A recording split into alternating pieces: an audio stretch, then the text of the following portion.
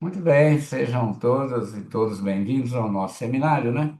Hoje nós vamos falar de laços invisíveis nas corporações, tá? Hoje inclusive, no final, eu passo uma referência bibliográfica grande, mas eu vou indicar é, dois ou três livros. O que eu tenho eu passo para vocês, tá? Em PDF, para não precisarem de gastar, né, gente? Nossa, livro hoje está muito caro, né? Papel é em dólar, né? E hoje está tudo PDF, PDF, então tá assim, né? As coisas estão ficando pesadas, né? Mas dois livros que eu quero até mostrar, esse eu vou passar. Esse aqui eu estou conseguindo junto à editora, tá? Do meu grande amigo e padrinho na IPA, né, na Instituição Psicanalítica Internacional, David Zimmerman, um inglês que é radicalizado aqui, aí em Porto Alegre, morava em Porto Alegre, quando eu estive aí em Porto Alegre, passei bons tempos a gente desenvolvendo grandes teorias, chama Fundamentos Básicos de Grupos e Psicoterapias, tá? Eu vou procurar e vou mandar para vocês. Eu tenho, mas eu tenho que achar aqui nos meus arquivos, aí, ok? Nos meus HD. E outro é esse pequeno livrinho aqui de 700 páginas, que eu já vou mandar para vocês, que é a Juliana leu, né? Quem não leu, eu indico, mas não é obrigatório a ler, tá? Baseia-se no filme Experiência de Stanford, para você verem como que a instituição quando a pessoa passa um bom tempo numa instituição, ela entra para dentro daquele sujeito e muda o caráter dele totalmente, tá? Totalmente. Então vamos lá, dividir aqui a tela.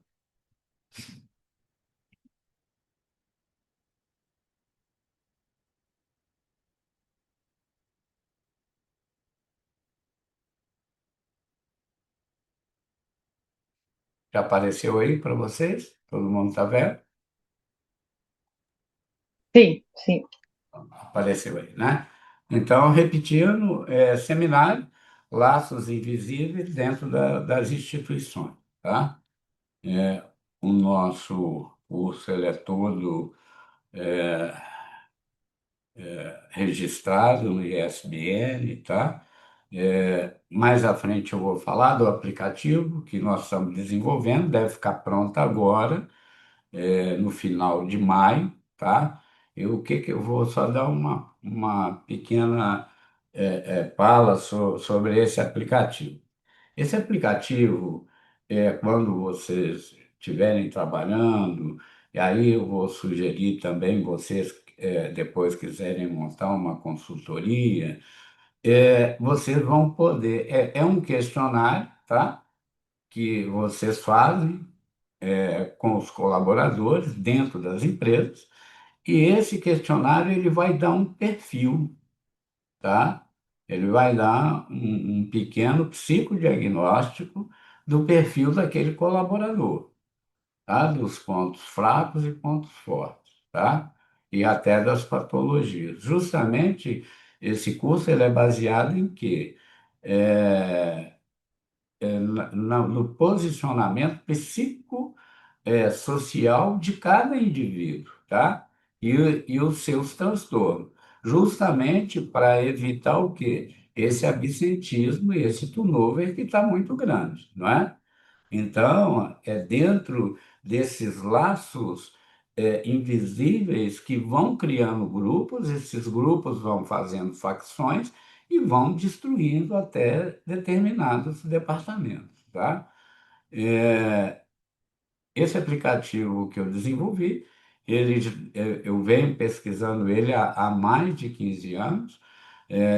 Inclusive, ele foi desenvolvido para duas empresas, duas grandes empresas, que é a Mongeral e a Egon, não sei se já ouviram falar, a maior empresa de pecúlios do Brasil, né?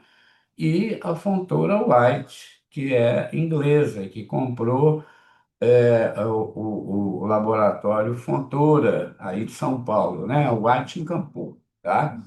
Então, era trabalhando, justamente ajudando o departamento de venda deles a uma comunicação mais assertiva com os compradores, tá?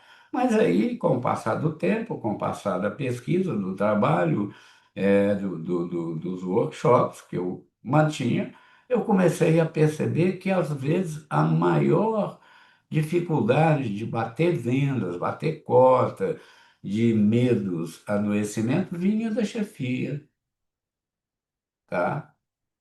Assim, metas inalcançáveis, pressões muito grandes, não é? Vai chegando o final do mês aquela loucura para bater cota e deixando todo mundo muito apreensivo e adoecido. Muito bem. Vou só ligar o meu umidificador aqui, gente, que aqui em Betim é seco demais. Muito bem. Então, ó, os grupos criam uma espécie de mente coletiva emocional, a qualquer grupo. Você vê, olha, vamos começar no grupo familiar. Quem tem mais irmãos, tem uma família maior, de 5, 6 irmãos, a gente não vê alguns criando assim facções entre eles? E sempre o mais velho tentando determinar como que os outros têm que se comportar perante aquele grupo familiar, é a mesma coisa, a mesma dimensão. Então, de uma empresa, por exemplo, vamos pensar num grupo Votorantim, hoje com mais de 18 mil funcionários. Tá? É, é uma escala de grandeza. Então, uma casa de 4 pessoas ou uma casa de 18 mil pessoas, e a gente tem que pensar na nossa casa também como uma empresa, tá? Então, por exemplo, a gente vê pessoas fazendo as dispensas mensais dela, comprando coisas que às vezes ela não vai usar e vai perder o tempo de validade lá na estante deles, né? O uso excessivo de comida, onde é que é para 4 pessoas e fazem uma comida que dá para alimentar 6 ou até 7, e se perde tanta coisa, não é? Então, aí a gente para e pensa, por que que a pessoa que está na cozinha, ela sabendo que ela tem que fazer comida para 4 indivíduos, ela faz comida para 6, 7, 8 pessoas? Ali existe algo dentro dela que ela não consegue dimensionar. E ela não consegue perceber que aquilo é um prejuízo. Então, por exemplo, cada um come 2 bifes, a pessoa fica 3 para cada um, ali no final aquilo vai ser um desperdício, é um custo, tá? Isso acontece nas empresas o tempo inteiro. Exemplos: medo coletivo de demissão, vai chegando final do ano fiscal, todo mundo fica apavorado, né? Nossa empresa falou que vai demitir uns 10 esse ano. Aí todo mundo já começa a ficar nervoso, né? Assim, tá? Idolatria de líderes. Nossa, eu queria pertencer à equipe do fulano. Lá ele lidera melhor do que o meu líder aqui, tá? Silêncio institucional.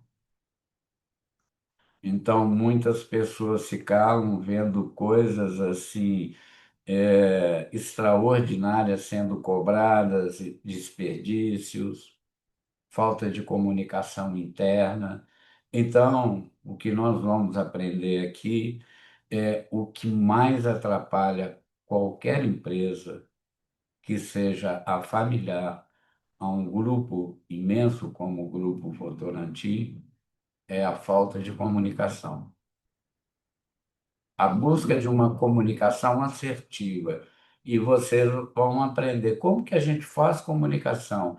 Em primeiro lugar, nós temos que entender quem está ao nosso lado, quem trabalha ao nosso lado, tá? E muitas vezes as pessoas escutam cochichos na hora do café e aquilo vai aumentando, né? O efeito telefone com fio, né? Um vai passando para o outro, aumentando. Quem conta, um conta, aumenta um ponto, e aquilo vai criando o quê? Uma pressão interna naqueles indivíduos. E aquilo alastra, aquilo é um efeito dominó, aquilo é um efeito Stanford, não é? Você bota pressão em algumas pessoas mais frágeis, ela vai passando aquilo para frente, não é? Cultura persecutória, ó, abaixa sua bola, anda macio, fala macio, que aquele supervisor ali, se você entrar na lista dele, ele começa a te perseguir. E as pessoas que são mais frágeis psicologicamente, elas acreditam. E elas passam a ter algum que a gente chama ideias paranoides, tá? Depois eu vou passar um glossário para vocês com os vocabulários, tá? Para vocês aprenderem, né? Valquíria, boa noite, prazer em conhecê-la. Está aí com a gente pela primeira vez, né? Boa noite. Boa noite. Boa noite, professor. Então é isso aí. Necessidades obsessivas de performance. Olha, a maior parte das pessoas que assumem uma supervisão, uma gerência regional, uma chefia, são pessoas escolhidas a dedo com um caráter obsessivo. Igual a gente brinca aqui, né? Tem um ditado que fala assim, fulano, ele procura pelo em ovo, né? Então, nós vamos aprender como é que é o perfil psicológico dessas pessoas. Querem ver? Pessoas altamente detalhistas, ansiosas. Eu vou metaforizar, brincar assim, se existisse um termômetro para medir a ansiedade dos obsessivos, aquele termômetro trincava porque o obsessivo ele é tão ansioso que ele explode. E aí, olha só os efeitos colaterais dele que passa para o outro, por osmose. Dificuldade em concretizar projetos de vida.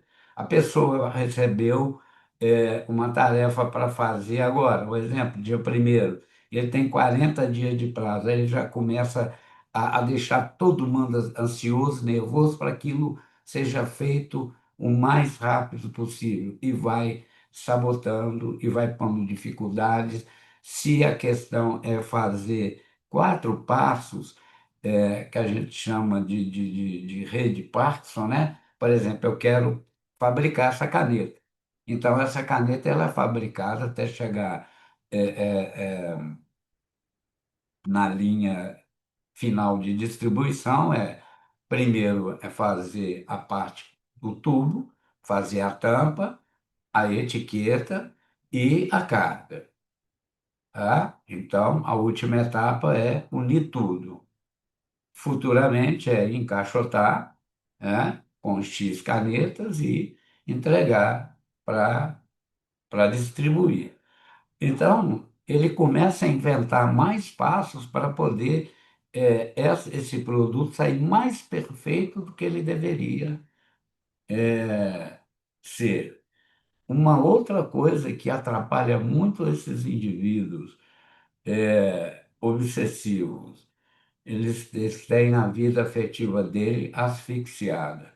Ele não quer saber da vida do colaborador dele ou de quem trabalha na equipe dele. É exigir, exigir, exigir, esgotar aquele indivíduo até o último minuto.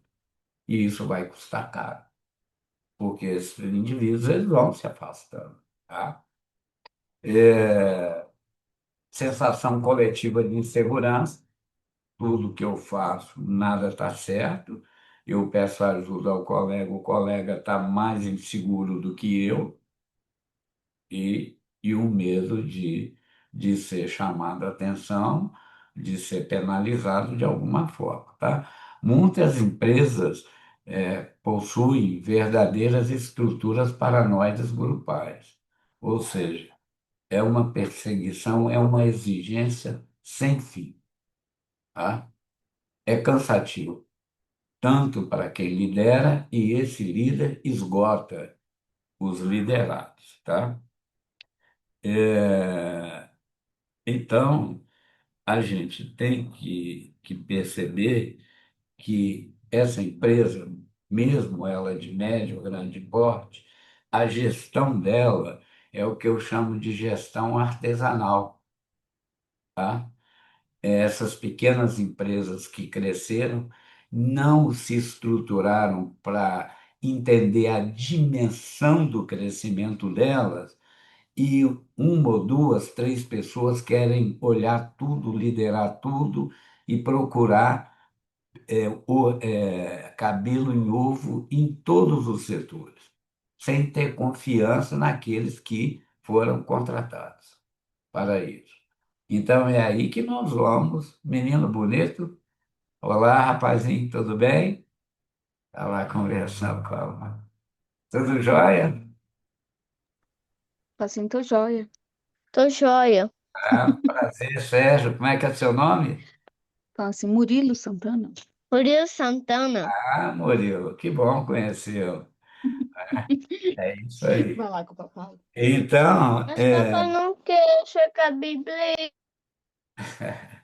então, essas empresas, na nossa pesquisa, nós denominamos elas de empresa artesanal.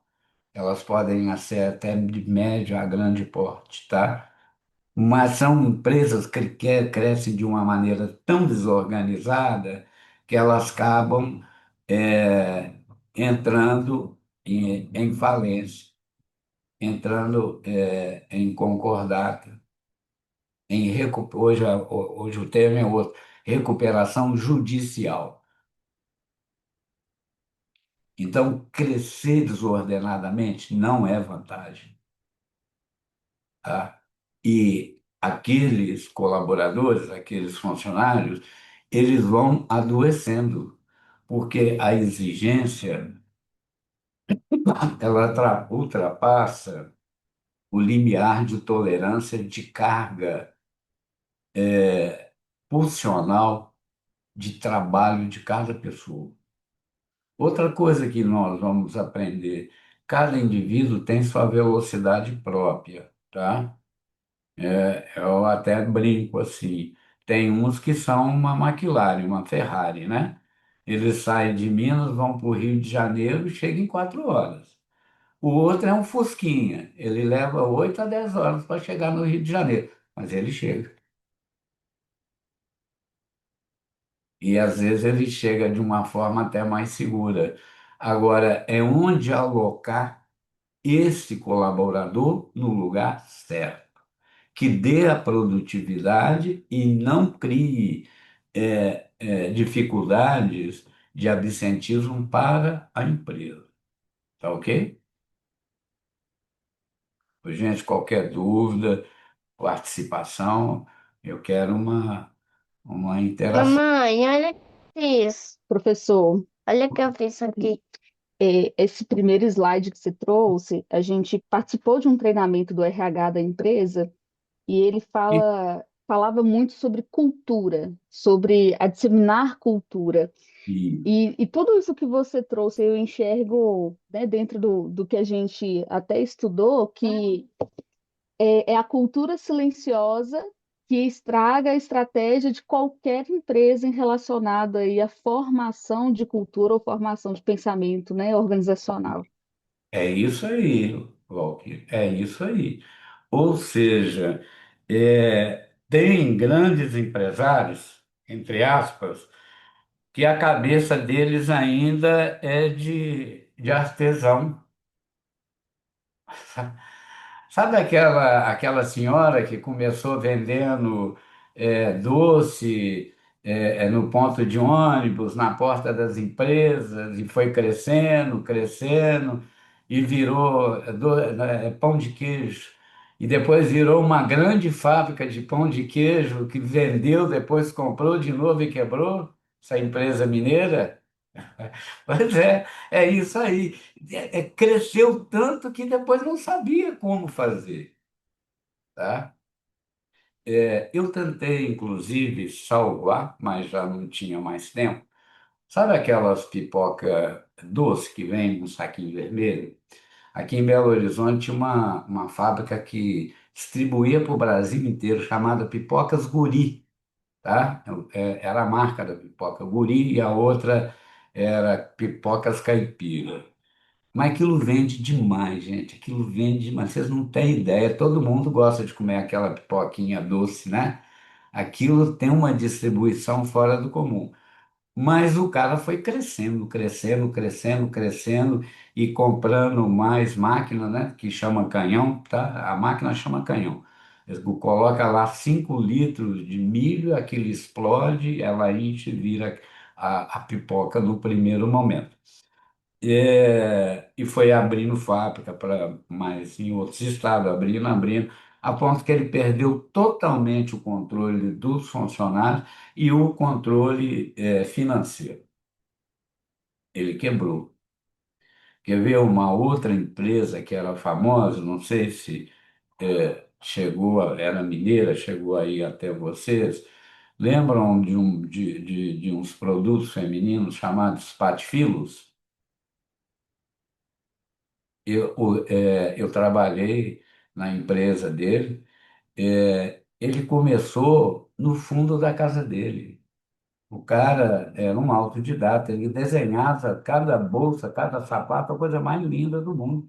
E a empresa dele foi crescendo desordenadamente, tá? E aí o que que acontece com a emergente que faz uma empresa artesanal virar uma baita empresa? Primeiro lugar é comprar uma Mercedes ou uma BMW. E em segundo lugar, trocar de mulher. Pronto, aí começou o inferno da vida dele.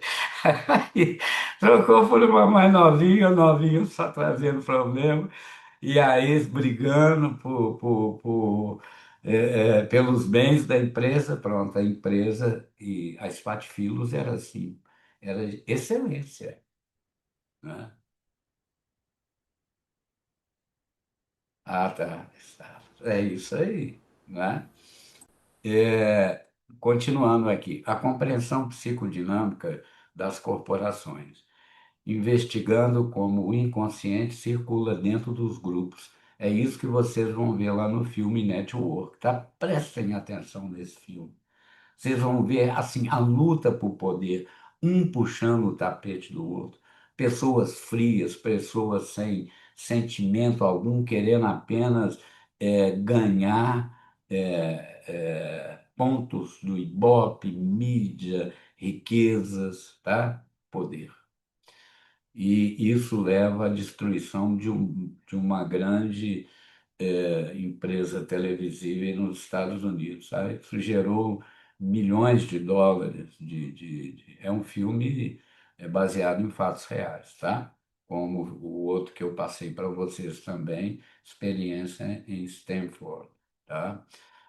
Dentro das organizações, produz sintomas organizacionais e influencia diretamente os processos de adoecimento emocional, pertencimento e construção da identidade profissional nas instituições. Então, ou seja, a instituição ela adentra para dentro do sujeito, tá?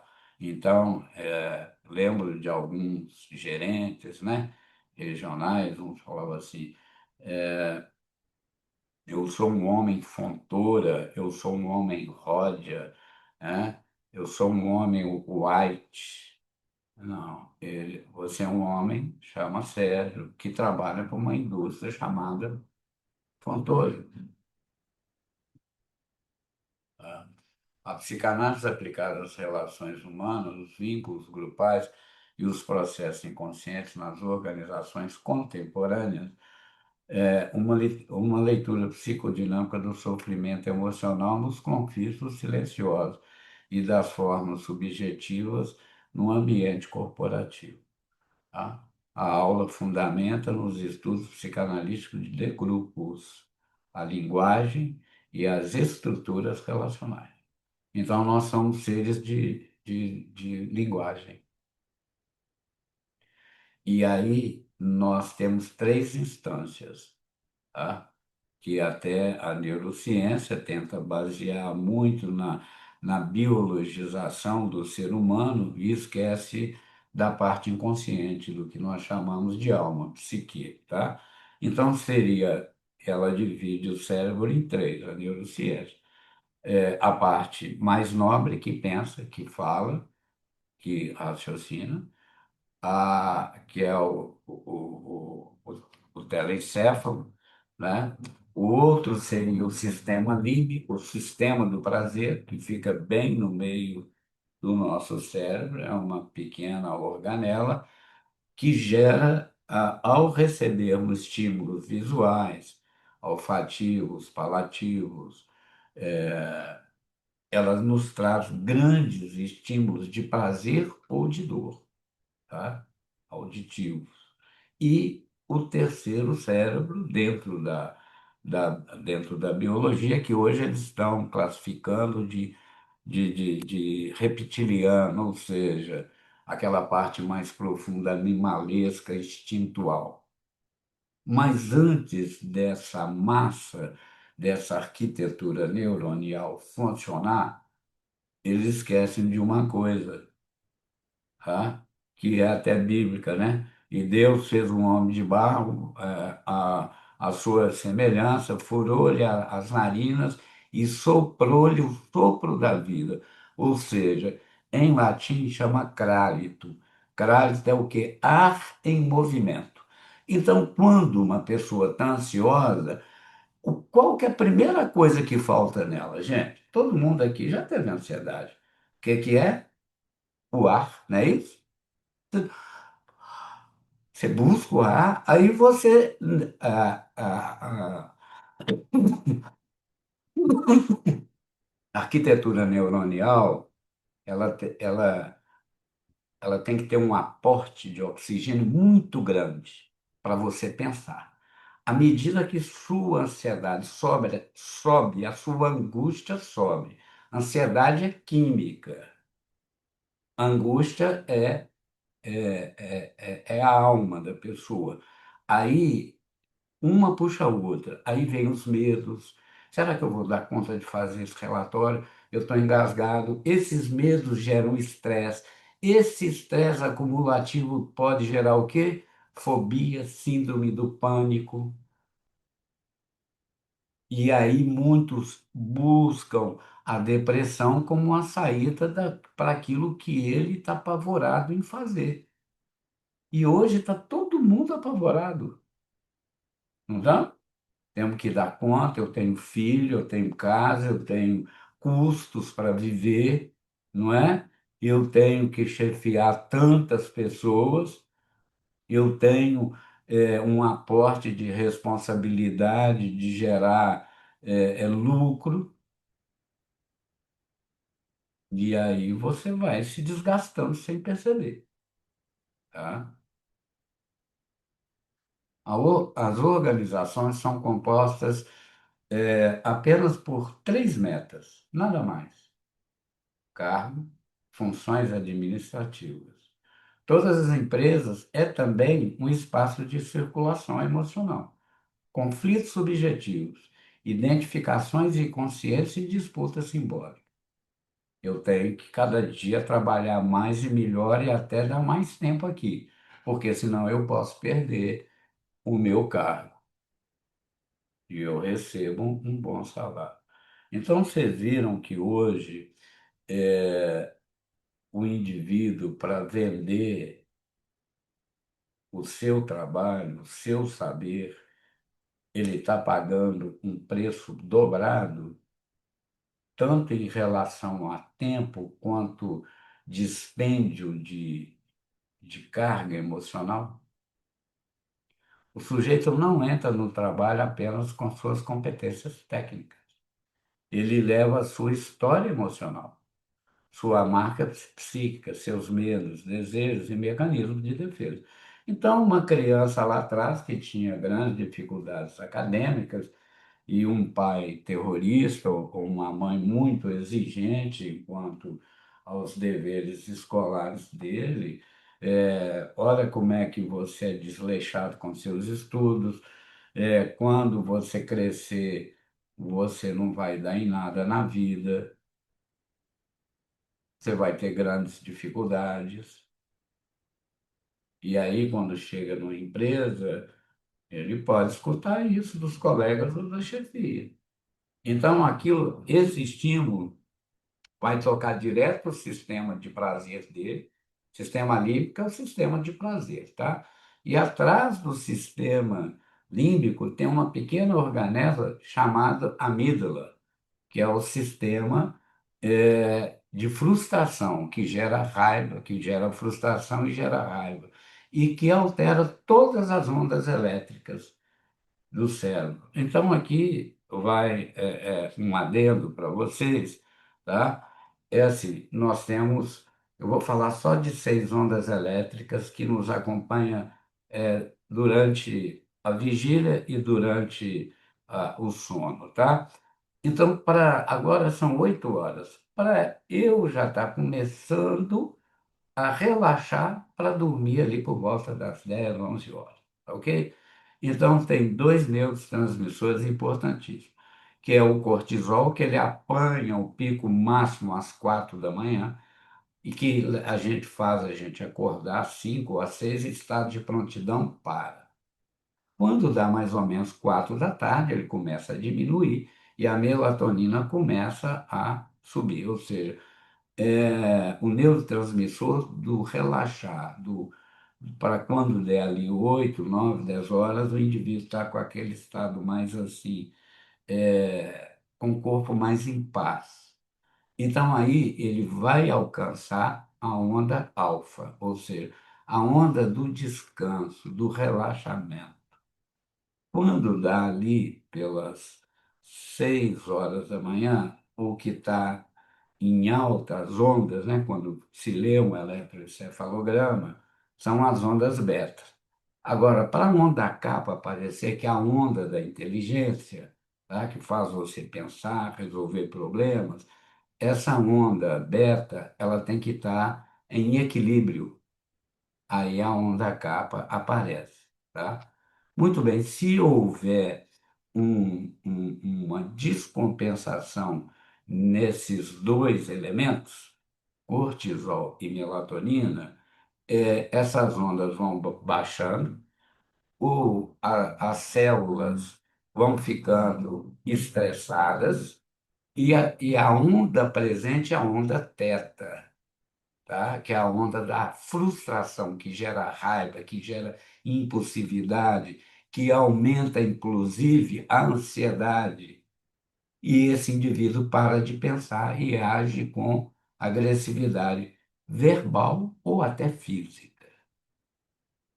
Então, efeitos estressores vão minando a pessoa. Não é que eu dormi hoje, dormi mal hoje, amanhã, aí semana que vem eu já estou descompensado, não. Isso é devagar.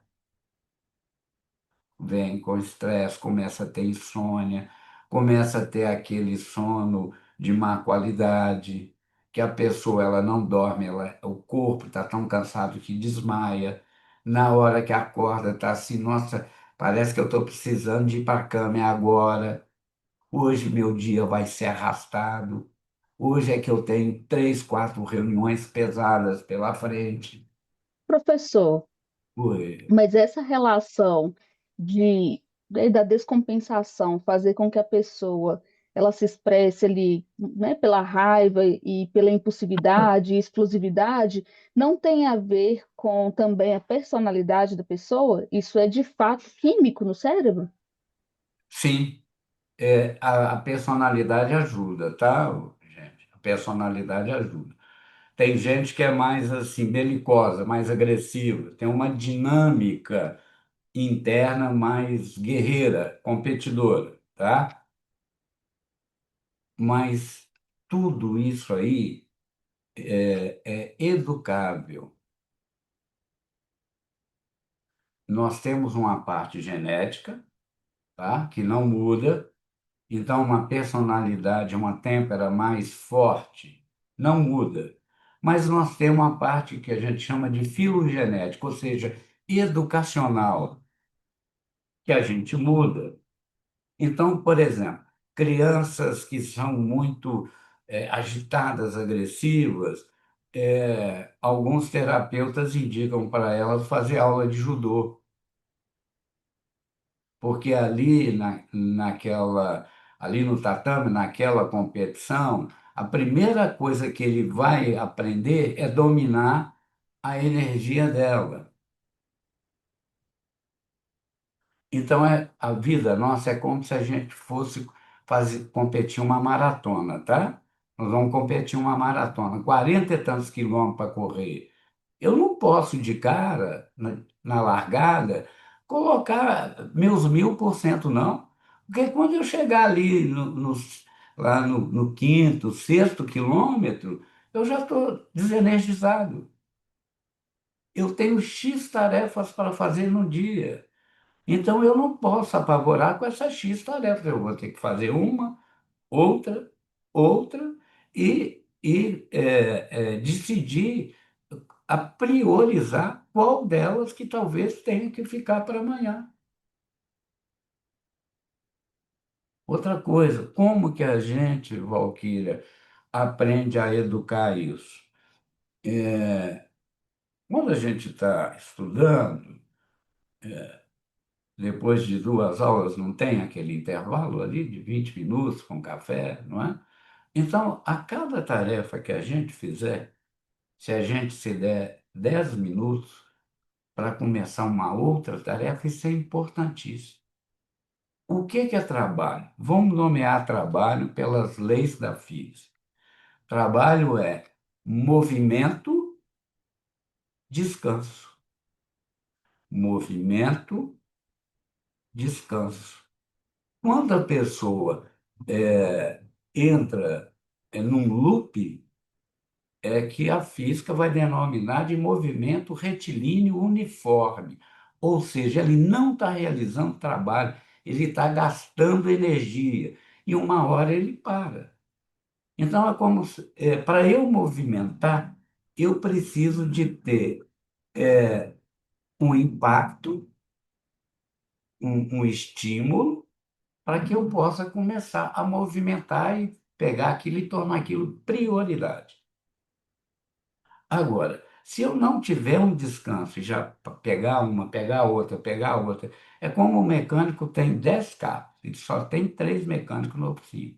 Não adianta ele querer, os três querer trabalhar nos 10 carros ao mesmo tempo, que ele não vai soltar nenhum carro que ele pega aqui, ele para. Aí ele vai ali ajudar o outro, ele para, ele vai ali e vai ajudar o outro. E aí, no final, estão todos desenergizados, ou seja, porque tudo que está em movimento, ele tende a parar. Ou seja, ele tende a buscar o repouso. Assim é o nosso corpo. Eu estou em movimento, mas tem que chegar uma hora que eu tenho que ter um descanso. Senão há um desgaste muito grande. E o que é que acontece? A pessoa vai, é como se fosse um êmulo, né? De uma caldeira, né? Aquele êmulo está ali, entrando, saindo, fazendo com que os pistões funcionem. Se eu não parar, lubrificar, o que que vai fazer? Ele vai cansar e ele vai fraturar. E aí o serviço para por completo. E assim somos nós. Nós temos que ter um tempo para lubrificação. Nós temos que nos dar um tempo de descanso. Você pegar um carro, ligar ele e dirigir 700 quilômetros, se tivesse autonomia, para ele andar 700 quilômetros, vai chegar numa hora que ele vai superaquecer. Então você tem que desligar, dar um descanso para o carro, um descanso para você. Um forno elétrico, um forno de usina. Por isso que eles têm 4, 5, 6 fornos, porque uma hora um daquele forno vai ter que entrar em reparo. Ele vai ter que descansar, ele vai ter que esfriar para poder sofrer os reparos necessários para depois ele voltar. E ele não volta assim, Você não coloca 1.500 graus no forno de uma hora para outra. Ele vai aquecendo aos poucos. Então, tudo na vida é assim. Assim somos nós. Assim é qualquer ser humano. Nós temos um limiar de tolerância. Uns mais, outros menos. Por isso que eu falei da metáfora da Ferrari e do Fusquinha. Tem gente que é Fusquinha, mas ele vai dar o produto no tempo dele. Agora, se a empresa é, quer ter só Ferrari, aí é a cabeça do gestor, né? Ok? E vou ser sincero, para manter várias Ferraris tem que ter um bom dinheiro, né? Uma boa lucratividade, né? Um Fusquinha às vezes quebra o gato também, não é verdade? Muito bem. Sofrimento nas relações corporativas. Grande parte do seu. Valquíria, eu não sei se eu acho que eu falei muito, eu consegui passar o que você perguntou. Oi, gente. Sim, sim. Então tá, pode me interromper, tá, gente? Que eu sou igual papagaio. Daqui a pouquinho a voz começa a falhar aqui. Eu gosto de falar, né? De dar aula. Muito bem. Grande parte do sofrimento nas empresas não nasce apenas do excesso de trabalho, mas da maneira como os vínculos se estabelecem.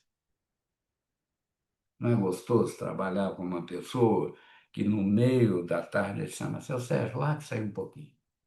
Mas a gente dá continuidade nisso. Vamos ali bater um papo, eu gosto de conversar com você. Ele está sendo o maior 7-1 do empresarial comigo, eu estou acreditando nele, não é? Eu ali faço mel, ali a gente conversa. Nossa, que bacana trabalhar para o Zé Manel. Agora que eu vou fazer isso com mais vontade. Ô, gente, não é o que se fala, é como se fala. Tá? Ambientes emocionais adoecidos favorecem a rivalidade. Não tenha dúvida disso. Então, quando uma família ela é disfuncional, há uma rivalidade entre marido e mulher, irmãos e irmãs, filhos e pais. Assim, é só começar a olhar para quem a gente conhece. Tá? É, ambientes emocionais adoecidos favorecem rivalidade, silenciamentos, insegurança e perda da identidade subjetiva. Então, nós temos três tipos de comunicação: a comunicação circular, a comunicação inteligente, que todos falam, todos escutam, todos dão sua opinião e chega no consenso. Aí nós temos a comunicação estragada, aquela que um quer competir com o outro, ter mais certeza do que o outro.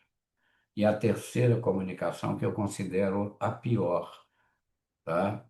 Eu denomino de comunicação congelada.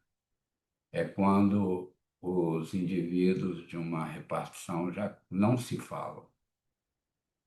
Chega com um documento, joga lá na mesa do outro, assim, ó, tá aí para você fazer. Leia, estude e faça. Então, aquilo cria um choque muito grande. A pior agressão, gente, que você pode dar para uma agressora, para uma pessoa, não é um grito, não é um tapa, não é um xingamento, é o desprezo, é o silêncio. O silêncio agride muito mais do que um grito, não agride?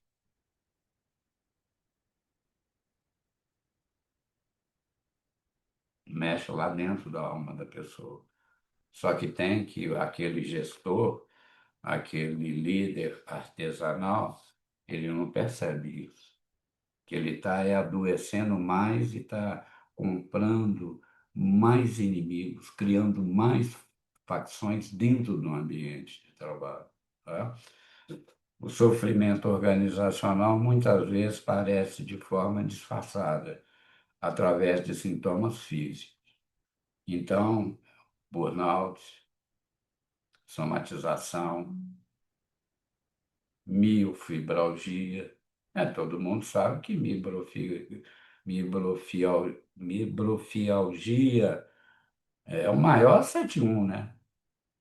O médico do trabalho lá, o ortopedista, quando está cansado da pessoa, a pessoa queixando dor para todo lado, fez exame e não acha nada, aí ele dá o diagnóstico até para se ver livre daquele cara, ó, toma 10 dias de descanso, toma esse remédio aqui, isso é fibromialgia. E a empresa vai ter que suportar.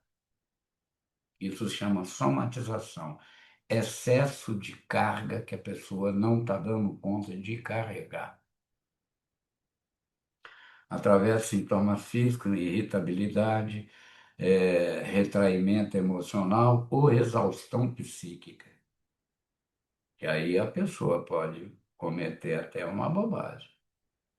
Agredir um companheiro, agredir a chefia, estragar uma partida de produção.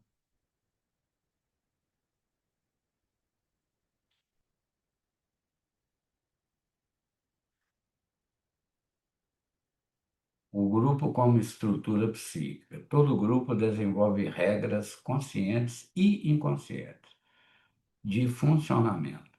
Existem alianças silenciosas, identificações coletivas, rejeição afetiva e formas de pertencimentos emocionais.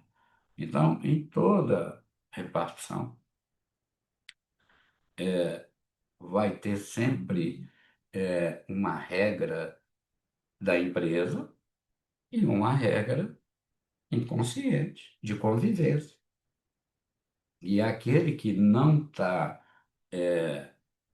aderido, não tem o sentimento de pertencer e pertence àquele grupo, aquele indivíduo vai ser excluído do grupo. Ele vai ser preterido. E ele vai temer ser sabotado pelos colegas, temer ser mandado embora. E ele tenta desesperadamente se humilhar, ele tenta entrar no grupo, ele tenta bajular, e quanto mais bajula, pior fica a situação. Tá? Os sujeitos passam a ocupar posições do grupo que nem sempre são determinadas pelas competências técnicas, mas pela dinâmica emocional estabelecida entre os membros da organização. Tem uma colega de vocês, hoje ela não veio na aula, ela trouxe um caso que ela trabalha numa grande empresa aí de São Paulo, mas era uma empresa artesanal, familiar, né? E a pessoa saiu por maternidade e ela assumiu. E eles tinham que alcançar uma meta para poder fazer um contrato com uma outra empresa de produtividade, e ela conseguiu isso. Aí, no dia da comemoração, da assinatura, dos festejos, ela foi deixada de lado e a pessoa que estava com licença maternidade veio participar da solenidade. Isso acabou com ela na empresa. Ela perdeu totalmente o estímulo.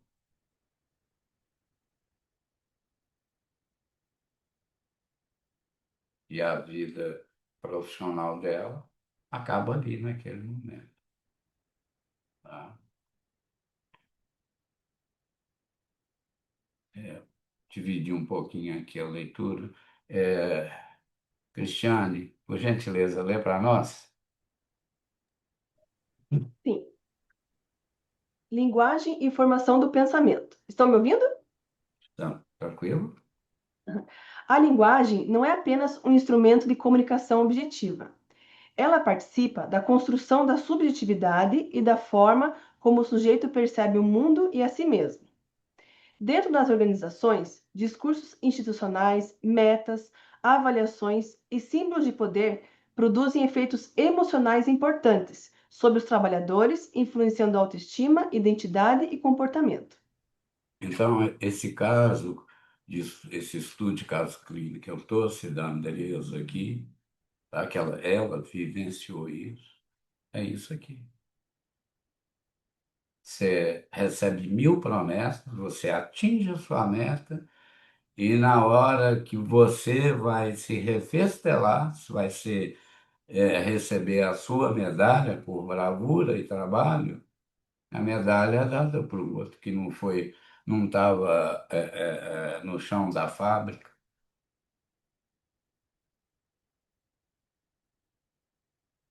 Vamos lá. Muito bem. Valquíria, pode ler, por gentileza? Tem a construção do sujeito no ambiente corporativo.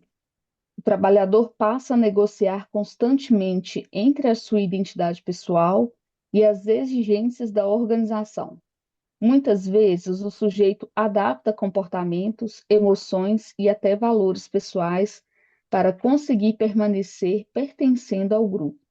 Esse movimento pode produzir crescimento profissional, mas também sofrimento psíquico e perda da autenticidade emocional. Isso é muito comum e começa lá na nossa infância, quando a criança é mais traquina, né? Mais peralta, e ela começa a ser corrigida e comparada aos outros irmãos. Não há um respeito pela individualidade. Então, um pequeno exemplo, tá? Uma das variáveis que nós vamos estudar aqui nos 9 tipos psicológicos e psicodinâmicos que eu desenvolvi dentro do grupo empresarial O professor, do Evalque. isso que isso que você falou, que você trouxe, né? Foi até ponto de discussão meu numa reunião de grupo gestor com outro líder também, porque eu fui criada, graças a Deus, assim, é, eu sempre falo assim que os nossos pais eles fazem o melhor que pode com o conhecimento que eles têm. E Isso. dentro do melhor que a minha mãe podia fazer, ela criou a gente com muita liberdade mesmo. Então a gente podia se expressar, a gente podia falar que não gostou, que podia falar não, não tem esse negócio assim de abraça fulano, porque fulano tá te pedindo um abraço. Não quero abraçar, então não abraça. Então a gente só foi criado com esse estímulo. E aí eu tenho uma equipe que trata da mesma forma. Cada um do seu jeito, cada um tem sua liberdade. É um caos controlado. Minha porta fechada, você não escuta nada. Você abre a porta, tá aquele caos, mas todo mundo trabalhando com alta produtividade, com efetividade. E aí um outro um supervisor, na verdade, um outro líder de outro setor, ele queria padronizar que a forma correta de se portar na empresa era no padrão dela, de forma silenciosa, sem riso, sem brincadeira, né? Todo mundo sério, um padrão. E assim, e foi esse o ponto de discussão que eu falei assim: olha, eu tô, né, com quase 40 anos de vida, até hoje não teve ninguém para me falar como é que eu tenho que me portar. Não vai ser agora que eu vou moldar alguém pelo desejo de alguém. Acho que a questão é meta e resultado. Meus resultados são sempre muito acima do esperado. Eu não tenho que mudar a minha equipe do jeito que ela se comporta ou deixa de se comportar. Mas isso trouxe um desconforto muito grande, sabe? Muito grande, pesou muito o clima. Ou seja, virou um climão, né? E todo mundo ficou sem lugar, não é isso? Tá vendo como é que afeta? Então é assim, é, lembrei aqui de Machado de Assis, ele tem uma frase que marcou muito. A criança é o pai do adulto. Já escutaram essa frase? Ou seja, um homem adulto, mas quem manda nele não é o homem que está ali, é a criança que está dentro dele. Ou seja, esse tipo de pessoa que a Valquíria está trazendo para nós é a pessoa que ela foi afetada no comportamento da percepção espontânea. A criança, ela tem uma capacidade de percepção espontânea muito grande. Por exemplo, se ela chega em casa, vê o clima pesado, a mãe assim com a carinha triste, fechada, chorando. Mamãe, o que está acontecendo? Não é assim? Aí a mãe xinga, não está acontecendo nada não, menino. Para de inventar as coisas. "Ah, mas você está chorando, não, foi um cisco que caiu no meu olho." Então, aquele tipo de educação vai matando a espontaneidade. E crescem adultos assim, que eu denomino de intradirigidos. Não ria. Quem ri muito é fraqueza, demonstra fraqueza de personalidade. Quem é muito espontâneo não tem valor nenhum. E aí, quando esse indivíduo chega num lugar de mando, ele não só quer exercer o mando, ele quer exercer o comando.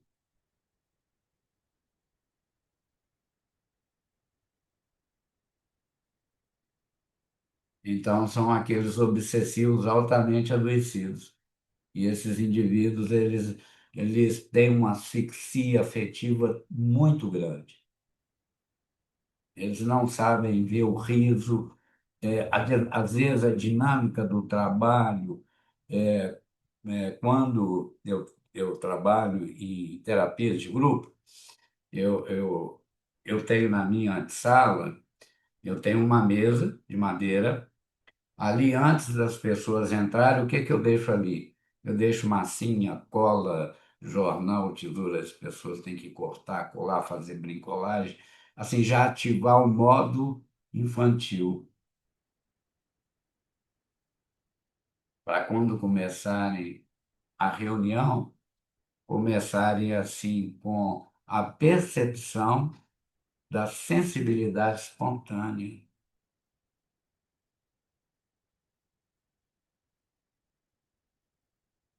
Imagina você entrar num lugar onde todo mundo. A Vanessa, que está aí no nosso grupo, refazendo, né, Vanessa? Nós fomos visitar uma empresa, né? Ela é daqui também, de Betinha, ela pertence ao NEP aqui, ao nosso grupo. A primeira coisa, quando nós entramos para ir na sala de uma gestora, tinha uma salazinha pequena com a secretária. A secretária mal olhava para a gente. Eu dei um boa tarde, aqueles boa tarde assim, sabe? Caloroso. Cheguei, né? Se mostre, me mostre quem é você.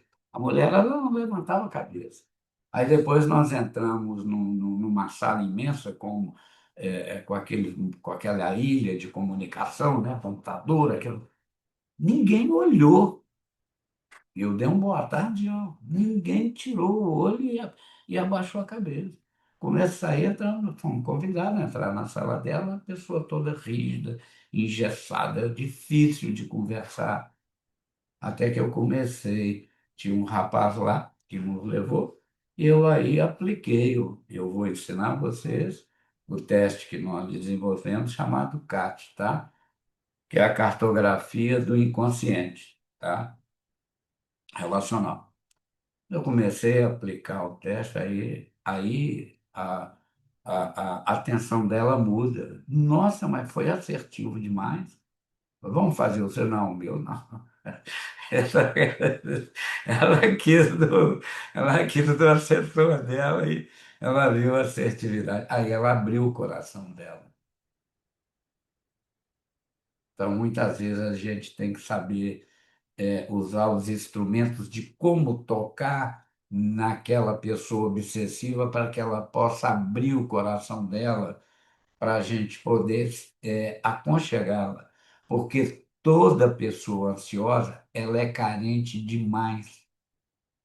E a ansiedade entra como mecanismo de defesa para encobrir as fraquezas dela. Por isso que elas são autoritárias.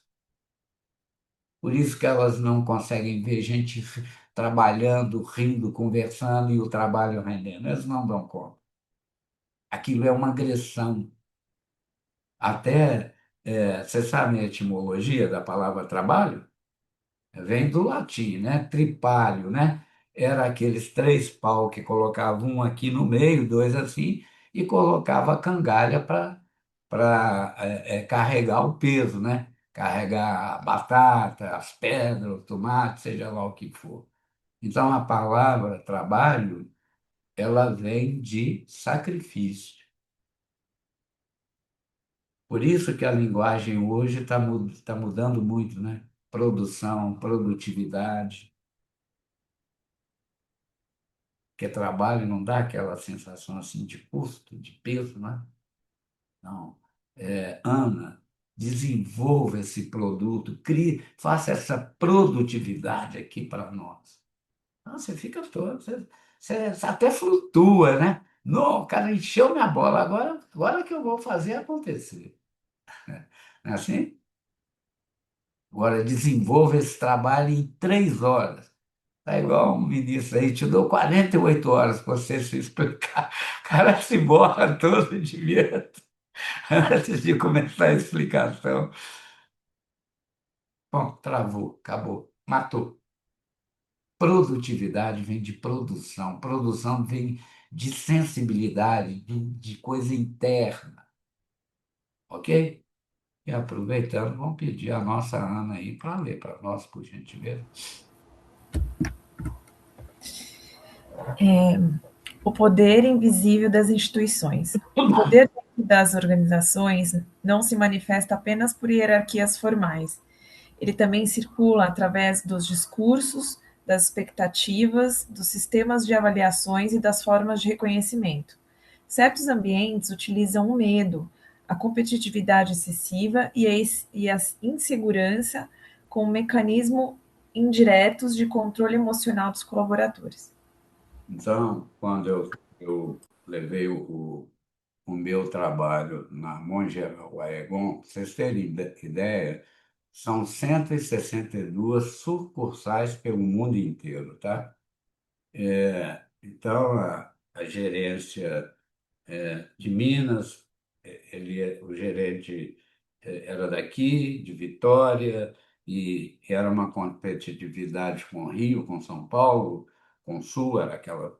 Então, a primeira coisa que eu notei nos vendedores era aquele medo, e o cara era muito severo, mas cobrava demais da equipe.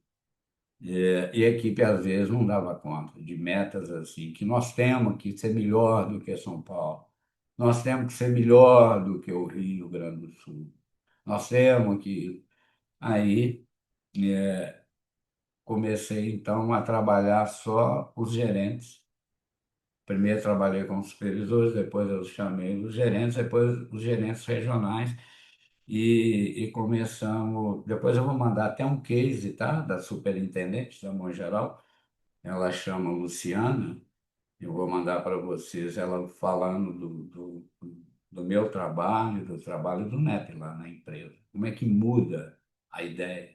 Como é que os vendedores começam a trabalhar com mais suavidade e não importava se naquele mês o Sul teve pico máximo e São Paulo caiu, ou Minas, entendeu? Não interessava, era a equipe. É igual time de futebol, onde é que tem, só joga 11, né? Fora os que estão no banco. Mas imagina se tivesse num time 16 Pelé.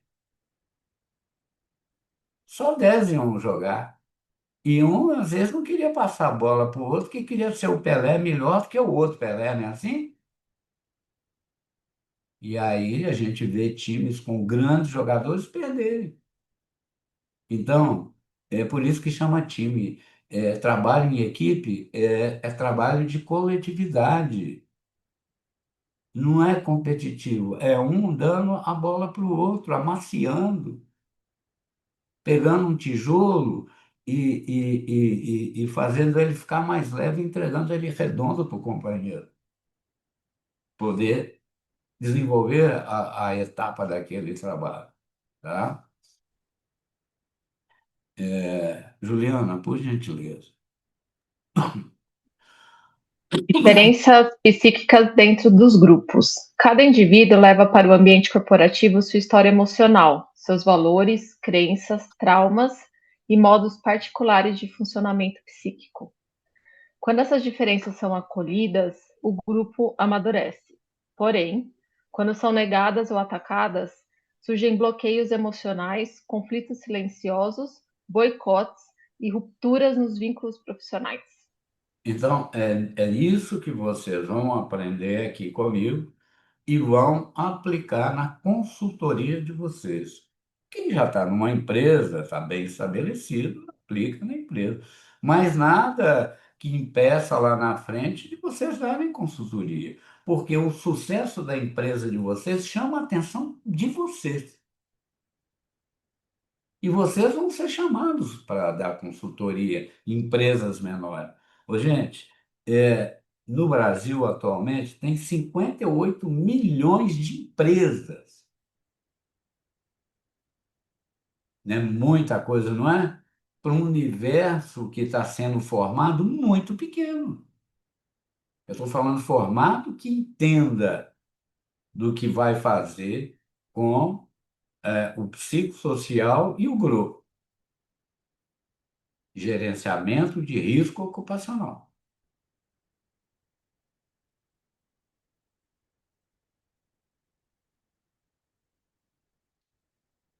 O trabalho e a vida psíquica. A vida profissional não fica separada da vida emocional do sujeito. Muitos trabalhadores passam a organizar sua autoestima e seus valores pessoais a partir do reconhecimento corporativo. Então, mais jovem, eu gostava muito de escutar as palestras, ler artigos do Dr. Antônio Hermínio de Moraes. Ele falava assim, na época eles tinham 16 mil funcionários, ele falava assim, eu não tenho 16 mil funcionários, não, eu tenho muito mais. Porque talvez cada funcionário tenha 4 membros da família dele. Nosso grupo tem que cuidar de 5, 6 vezes mais do que 16 mil funcionários. Da dignidade. Lembro de uma vez de campanha política e ele sendo duro e falando que mais do que dar vale isso, vale aquilo, o outro é dar um bom salário, qualificar os funcionários para que eles sintam dignidade e prazer no que eles fazem.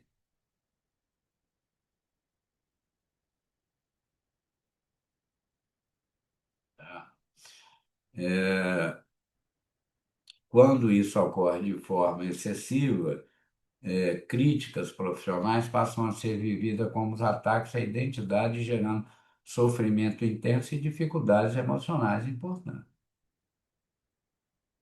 Tá? Isso eu via muito assim, que eu também fui para o campo, acompanhei muitos vendedores na visita a compradores. Às vezes tinha gente lá de outras empresas maiores e eu via o papo dos vendedores, eu ficava ali, né, observando, escutando, anotando, assim como alguns vendedores se sentiam diminuídos perto de outros. Por exemplo, você sabe que a Nestlé, o setor pediátrico deles é violentíssimo, não é? Os vendedores de alimentos pediátricos deles são uma coisa assim, bem treinados, bem incorporados. E às vezes os outros lá que iam competir com a venda de tonificantes, eles se sentiam assim incomodados. Então, é o que eu introjeto e projeto no outro. E aí eu esqueço de me qualificar. Eu esqueço de me dar o valor que eu tenho. Então, se eu trabalho bem numa empresa pequena, amanhã eu posso ser contratado por uma grande empresa. E muitas vezes a pessoa não olha isso. Tá? A qualificação não é só teórica, não é só de matéria, não, gente. É muito mais emocional do que tudo, de postura, de autoimagem, tá? Transferência nas organizações. As relações corporativas frequentemente produzem vínculos emocionais inconscientes. É isso que eu quero que vocês percebam nesse filme, tá? Network, ok? Tá? Vocês vão ver isso claramente ali. Chefes podem ocupar posições simbólicas semelhantes às figuras parentais. Nossa, o Zé Bedeu, assim, quando eu estou com ele, eu sinto que ele é um pai para mim. Não, ele não é meu pai, ele é meu patrão. E eu não sou filho desse homem, eu sou um profissional, tá? Enquanto colegas podem representar rivalidades fraternas antigas. Aí, se eu fico encantado, se eu fico assim, meloso, exalando fantasias sobre o meu chefe, o cargo que eu possa alcançar se eu fizer tudo o que ele quiser.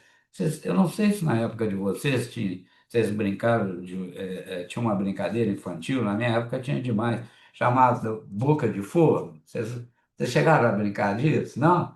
Era assim, os meninos reuniam, né? Tinha um chefão lá, né? O que ia ser o boca de forno. Boca de forno. Vocês farão tudo que seu chefe mandar? Faremos. Então vai ali, bate campainha na casa da vizinha chata e sai correndo. E os bobos iam lá. Entendeu? Os bobos da minha geração iam lá. Aí a Zé xingava, ia na casa da gente, falar com a mãe da gente, a gente era castigado. Quer dizer, é como se o chefe fosse um oráculo. Tem gente que acha que o chefe é o oráculo, é o Deus, é um semideus. A psicanálise compreende que muitos conflitos organizacionais são reedições emocionais das experiências anteriores vividas pelo sujeito ao longo da sua história, enquanto primeira infância, segunda infância, relação com professores, na pré-adolescência, relação com os coleguinhas, relação com as paquerinhas, humilhações, bullying, tá? Idealização e frustração. Alguns profissionais desenvolvem relações idealizadas com empresas. Não, o dia que eu trabalhar na, na Mercedes-Benz Brasil, eu vou ser o cara mais feliz do mundo. Alguém aqui já teve a experiência de trabalhar com chefe alemão? Hein? Alemão mesmo, de verdade. Os caras é pesado demais, né? Você teve, né, Ana? São frios, né? Rígidos. Grupos Trauman. É, Juliana teve oportunidade de trabalhar com alemão também. Trabalhei 12 anos numa empresa alemã. E como é que foi a experiência? Interessante, no mínimo. Pois é, muito bem. É, Perdi aqui. Repetindo, quando a organização deixa de compreender expectativas emocionais inconscientes, surgem sentimentos intensos de rejeição, revolta, desvalorização e ressentimento. Quando Quanto maior a idealização, maior tende a ser o impacto emocional das frustrações organizacionais. E, terminando aqui hoje, então vocês vão ver aqui, tá vendo? Idealização, frustração, mecanismos de defesa, que eu quero que vocês observem lá no trabalho, lá que nós vamos debater o filme aqui, tá? No outro, Professor, oi, desculpe interromper. nada. É, Aqui é bom, eu eu me gosto perdi, disso, eu gosto de dinâmica. é porque eu me perdi numa anotação. Quando a gente estava falando lá, né, que a criança é o pai do adulto, e falando desses indivíduos que eles trazem uma rigidez que, para além do mando, quando eles estão na posição de chefia, eles querem fazer o comando e têm a Comando. tendência de ser autoritários. Você Isso. diz que chama eles de indivíduos intra. Intradirigidos. Hum, Por que dessa denominação? Lá atrás, porque nós temos três tipos de infância, tá? A introdirigida, que é aquele menino que é um robozinho, tá? Que mamãe bota a roupinha de marinheiro nele, não pode sujar a mãozinha, não pode sujar o sapatinho branco, não pode jogar bola com os coleguinhas. Se pegou em alguma coisa, tem que passar álcool na mão, desinfetar. Então, ele vai crescer como um robô. E ele vai procurar pessoas que vão dirigi-los, tá? Há outro tipo de infância, é a infância na rua. Aquele menino que brinca lá de bolinha de gude, solta papagaio, troca tapa lá com os coleguinhas, joga lá bola. Então, ele vai se socializar, ele vai aprender a se socializar. E a terceira e pior infância que eu considero são os meninos na rua, ou perdão, de rua. Porque eles vão fazer o quê? A dinâmica familiar dele é tão destrutiva, tão conturbada, que eles aprendem a viver melhor na rua. E quantas crianças somem de casa? E vai virar morador de rua. Porque aquele ambiente é tão pesado, é tão tóxico. E, infelizmente, esse terceiro tipo de criança, eles vão se tornar marginais. Winnicott, Donald Winnicott, trabalhou com 40 crianças que ele começou a observar com 3 anos de idade até os 19 anos de idade. Todas essas crianças se tornaram marginais, que viveram nessa situação. E sabe qual que é o nome que ele intitulou para esse tipo de criança? É pesadíssimo.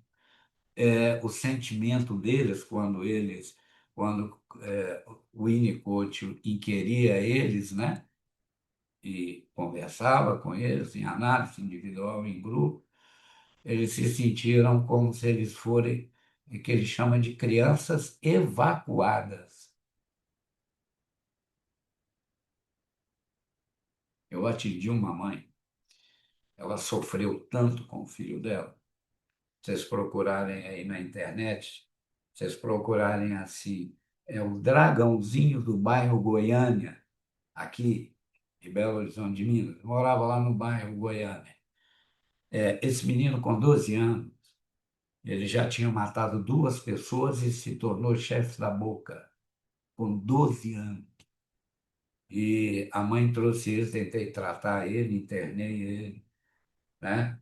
Quando ele foi melhorando, quando ele recebeu alta,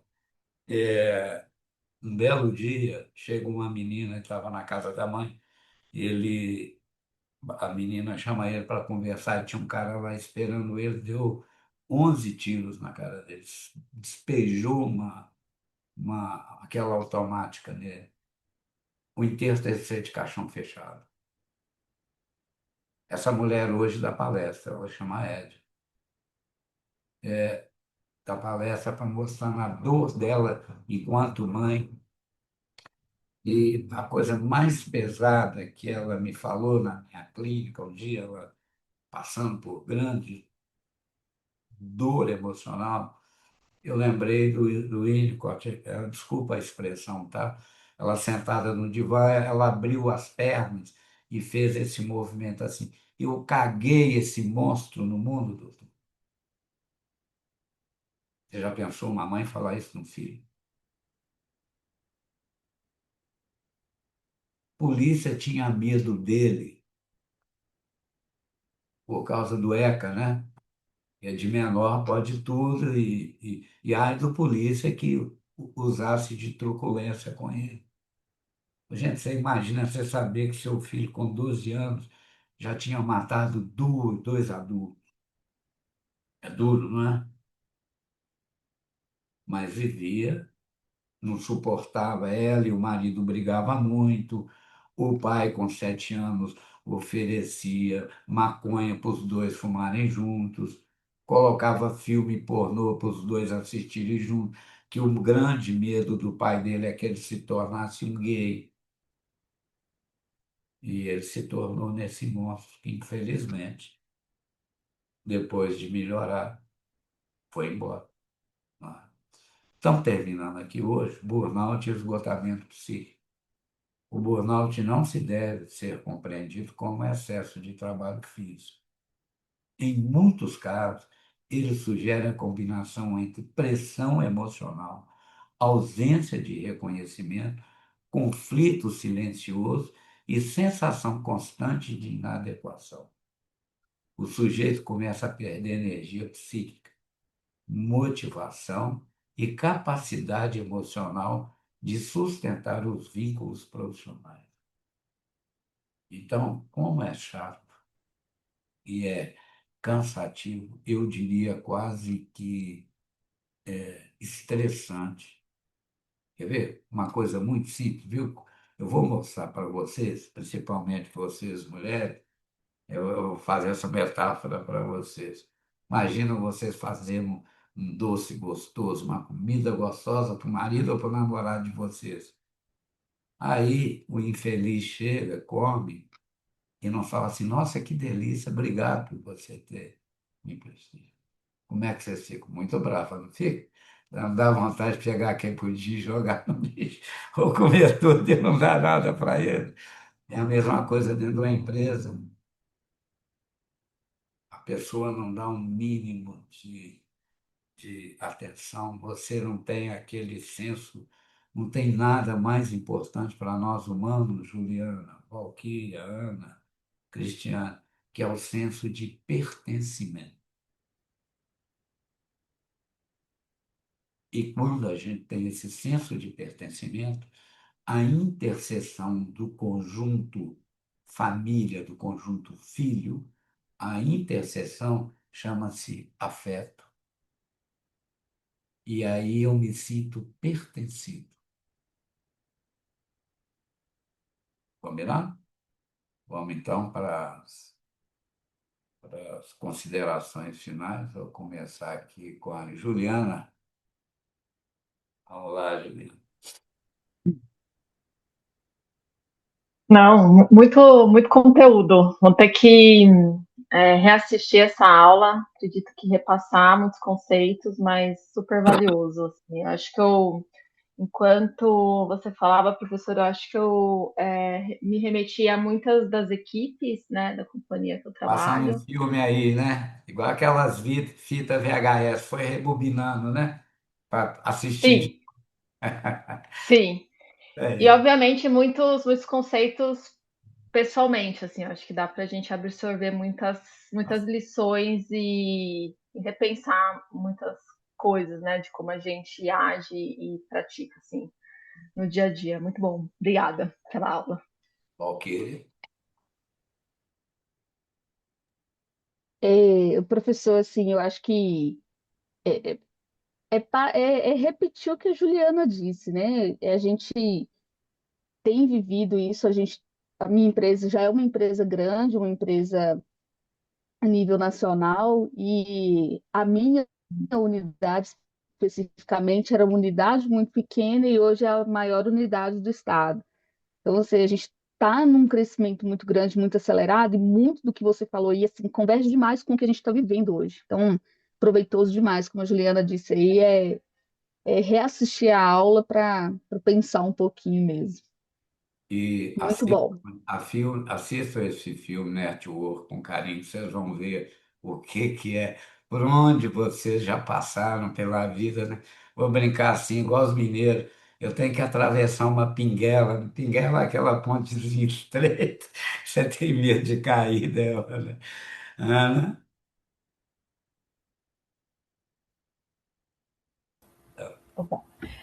É super, super valioso.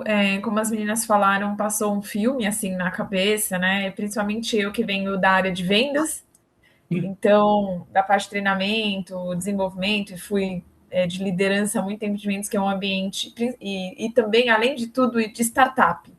Então, que é um caldeirão, né? Uma panela de pressão o tempo todo, tanto dessa parte de desligamento, enfim, pressão por performance. Então, realmente, eu me identifiquei demais e sei o quanto olhando dessa forma para um prisma psicanalítico, as pessoas elas não performam porque elas não querem, né? Elas performam porque tem muitas emoções, muitos vieses inconscientes por detrás, enfim. Então, tá fascinante entender tudo isso e poder depois colaborar aí com os departamentos de vendas. É isso aí. E antes de passar a palavra para a Cristiane, e tem muita gente que quer sabotar o trabalho da gente, né? Vocês conhecem a historinha do sapo e do vagalume?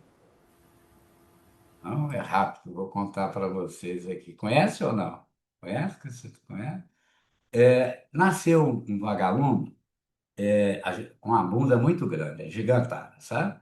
Lá num brejo. E aí, quando ele voava e acendia, ele iluminava o brejo inteiro à noite e os sapos iam comendo todos os outros vagalumes que dava para comer. Aí os sapos reunidos fizeram um conselho e falavam assim, ó, nós podemos comer todos os vagalumes, de menos esse, porque a luz dele é poderosa, ele vai iluminar e vai mostrar onde é que está o nosso jantar. Aí um dia nasce um sapinho. E esse sapinho, ele tinha o pecado capital da inveja. Aí ele cresceu.